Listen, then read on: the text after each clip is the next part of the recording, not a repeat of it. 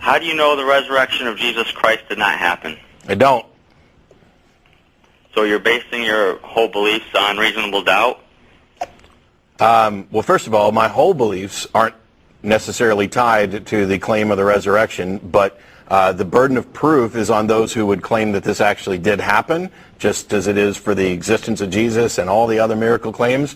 So yeah, if you want to look at it as reasonable doubt, absolutely. I think that that's justified. I think there's actually not just reasonable doubt, but really good reason to think that it didn't happen, that this extraordinary supernatural event that we have no evidence for. It's probably more likely, it's more reasonable that it's not true and that it's a story than that it is true. But it is possible. I don't know. How could you demonstrate that it is possible? Yeah. I mean, we don't see any reason currently, with the understanding of science, to think that it's possible for this sort of resurrection what event. Science have to Hang on. Okay. We don't see any reason, based on our current understanding of science, to see that a resurrection story like this is possible. But the Bible doesn't care about what we know about science, and the story doesn't matter, because this isn't an appeal to science, it's an appeal to magic. And we definitely don't see any reason to think that magic actually happens. You have 4 conflicting accounts, first off, in the 4 different Gospels as to how the resurrection supposedly went down. So the Holy Book itself isn't really getting the story straight. Second, I have to consider, is this simply an exercise in mythologizing this figure? Or that's conjecture. Is it more reasonable to assume that at this particular point in history, one human body behaved in a way that no human body had ever behaved before, and none has since, which is dying, like physically dying, and then actually returning to life after a 3-day period? If it did, that would be neat. Yeah. Now, prove that it actually happened, because until somebody does, there's no reason to think it did.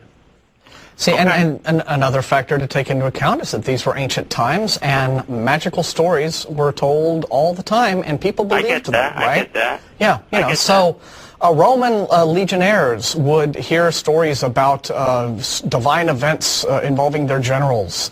An eagle would swoop around the general's horse 3 times in a circle, and that would be a sign that they were going to win the. They believe that stuff. So why would it be a surprise that here you have supposedly another popular figure, a rabbi in Judea, doing all this stuff, and he gets a bunch of followers together, and miracle stories are suddenly told about him? Why is that? Why? That's not unusual. That's not out of keeping with how people thought back in ancient times. So there's so many more. People think like that now. Pragmatic, possibilities to consider, other than actual magic occurred. Okay. So it's just a matter of not having enough evidence to believe that it's anything other than a legend, like so many other legends from that time. All right. Do you believe it? I believe with all my heart. Why? Why not? There's the difference. You see, some of us care about evidence and reality, and some others. Hold on. There's evidence. I mean, what evidence? William Lane Craig, he's one of the leading apologists on the historical evidence. Yeah, was he around for the resurrection? Because I don't think so. Well, of course not. Okay. But like I said, either it happened or it didn't. Correct. And I'm putting my chips on it did. And why? What rational reason do you have to make that bet? Because the apostles of Jesus Christ went from cowards to heroes. They died for their... How do you know that? Because it says it in the Gospels. How do you know that's true? I mean, how do we know that Zeus didn't come down to Earth, impregnate a human woman, and give birth to Heracles? No, that's just... See? I mean, there's no real fundamental difference in the two things. This is where we have to part ways, guys. Yes, we have to part ways when it comes to who's going to actually base their views on reason and evidence, and who's going to say why not. Outside of your religious beliefs, is there anything else that is this wildly outside the realm of normal that you believe just because of why not? Do you believe that the Loch Ness Monster flies around at night dropping off toys to kids? How is that relevant? You are selectively allowing yourself to believe irrational things as long as they are in the context of the religion you were brought up in. But then once I mention Zeus and Heracles, or once he mentions the flying Loch Ness Monster, it's absurd.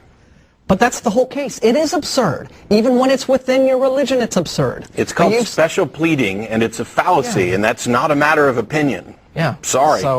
This is trying to point out. You allow an utter lack of skepticism and rational thought as long as it has to do with your religion. Outside of that, it's one of the reasons why I stand in opposition to religion, because it encourages a mindset that destroys the ability to distinguish fact from fiction.